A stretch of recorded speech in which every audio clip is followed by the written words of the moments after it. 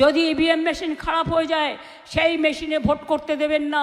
Counting box ভালো করে পাহারা দেবেন, যাতে দিল্লির জমিদাররা ওদের ফোর্স দিয়ে দখল করতে না পারে। 90 লক্ষ লোকের নাম বাদ দিয়েছ, মনে রেখো তাতেও আমরা জিতব। আমি সুপ্রিম কোর্টে গিয়ে 32 লক্ষ লোকের নাম তুলেছি, আগামী দিন সবার নাম তুলব।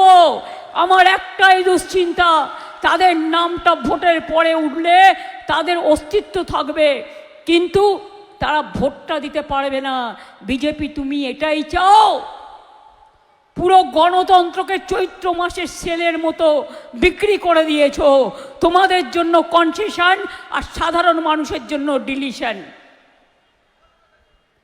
Every action has a reaction. মনে রাখবে, কোনো দিন মানুষ তোমাদের ক্ষমা করবে না। মেশিন যেখানে ভোট হচ্ছে, যদি ইভিএম মেশিন খারাপ হয়ে যায় সেই মেশিনে ভোট করতে দেবেন না। মানুষ দয়া করলে অনেক লাইন দিয়েছেন, নিজেকে বাঁচাবার জন্য একদিন অপেক্ষা করতে হবে। এরা দেখে দেখে কাটবে, দেখে দেখে মেশিন খারাপ করবে, এটা নজরে রাখবেন।